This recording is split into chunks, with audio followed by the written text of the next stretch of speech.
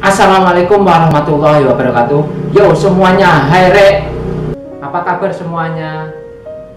Sudah makan belum? Jangan lupa jaga kesehatan. Sebelum memulai pembelajaran, alangkah baiknya kita berdoa terlebih dahulu. Berdoa dipersilakan.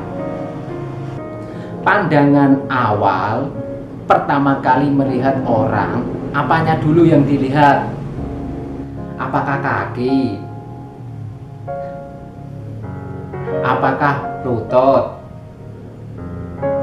Apakah paha? Apakah perut? Apakah dada?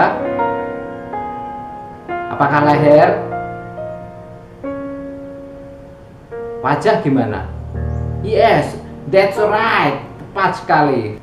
Dengan melihat wajah seseorang untuk pertama kalinya, maka kita akan mengenal diri seseorang tersebut. Nah, karena di sana memiliki ciri-ciri dan karakter yang nantinya kita bisa memahaminya. Nah, dari gambaran awal tersebut, maka pada pembelajaran kali ini kita akan belajar tentang gambar potret. Nah, sebelum belajar mengenai gambar potret, saya akan menunjukkan beberapa karya gambar potret sebagai berikut ini.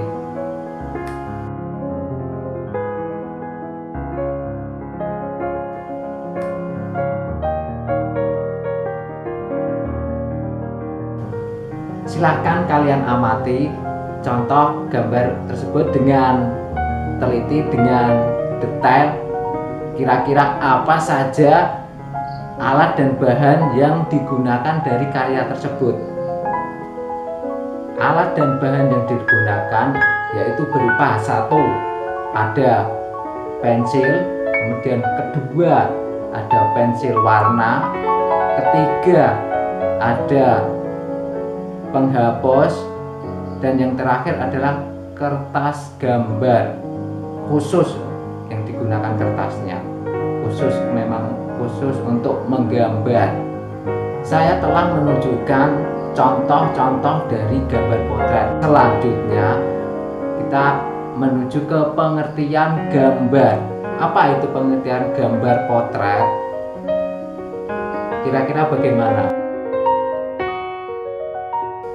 Gambar potret adalah hasil karya cipta manusia berupa bentuk dua dimensi yang dikerjakan dengan cara menggoreskan alat runcing ke dalam bahan dua dimensi atau tiga dimensi. Nah, kurang lebih seperti itu berkaitan dengan pengertiannya. Selanjutnya kita akan menuju ke unsur-unsur dan prinsip. Unsur-unsur dan prinsip-prinsip seni rupa ini sangat penting sekali untuk diketahui, untuk dipelajari, supaya untuk dalam berkarya seni rupanya itu tidak kebingungan. Jadinya mengenal terlebih dahulu dari unsur-unsur dan prinsip-prinsipnya. Kurang lebih seperti itu. Pertama, unsur-unsur seni rupa. Di sini ada, pertama ada garis, ada bidang, ada bentuk, ada gelap terang, ada warna dan ruang, kemudian terakhir yaitu tekstur. Nah, itu 7 itu kalian harus tahu. Di situ adalah unsur yang dinamakan unsur itu yang membangun karya tersebut. Misalnya dalam karya gambar potret selalu melekat.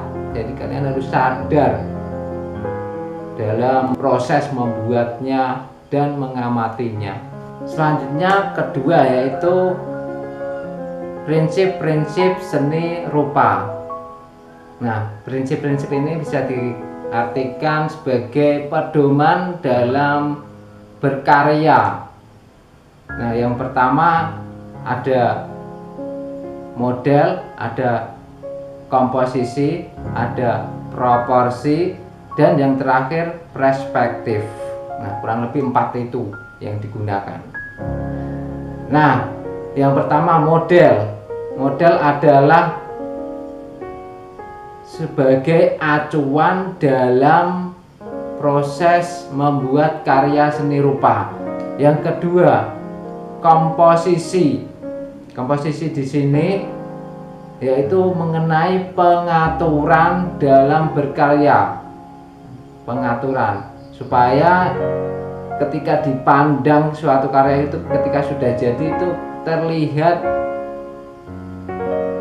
sebagaimana mestinya, terlihat bagus. Kemudian yang ketiga ada proporsi. Di sini proporsi sebagai perbandingan antara bagian satu secara keseluruhan sehingga tidak ada ketimpangan. Misalnya dalam membuat mata dengan wajah. Nah, itu kan harusnya bila dibandingkan itu kan jauh lebih besar wajahnya dan juga lebih kecil matanya jika dibandingkan dengan wajah. Kurang lebih seperti itu. Kemudian terakhir ada perspektif. Di sini perspektif dapat diartikan sebagai sudut pandang. Ya, sudut pandang ketika kita melihat benda. Apabila itu bendanya terlihat jauh, maka gambarnya nanti dalam karyanya itu dibuat lebih kecil dibandingkan gambar yang dekat. Ya. Jadi gambar yang dekat gambar lebih besar dibandingkan dengan gambar yang jauh. Kurang lebih seperti itu penjelasan dengan prinsip-prinsip seni rupanya. Nah, bagian terakhir atau yang ketiga yaitu mengenai prosedur dalam berkarya gambar potret. Nah, secara singkatnya yang pertama dilakukan adalah satu, membuat sketsanya terlebih dahulu. Yang kedua, proses arsir dengan mempertimbangkan gelap terang. Yang ketiga adalah finishing, yaitu bagian terakhir. Apa yang dilakukan dalam hal finishing? Yang pertama yaitu mendetailkan karya. Kemudian yang kedua merapikan karya. Dan yang terakhir membersihkan bagian-bagian yang kotor dalam karya. Nah, itu sebagai akhir dari pembelajaran ini. Untuk minggu depan silahkan kalian persiapkan alat dan bahan yang digunakan. Nah, untuk penjelasan mengenai secara detailnya prosedur atau proses berkaryanya nanti kita bahas untuk di minggu depan. Jangan lupa ya, alat dan bahannya dipersiapkan mulai dari sekarang biar nanti untuk pertemuan selanjutnya tidak ada yang ketinggalan. Kurang lebih itu yang bisa saya sampaikan pada kesempatan kali ini. Semoga bisa bermanfaat. Sebelum kita tutup dalam pembelajaran kali ini, mari kita berdoa terlebih dahulu. Berdoa dimulai. Nah, sekian, terima kasih. Assalamualaikum warahmatullahi wabarakatuh.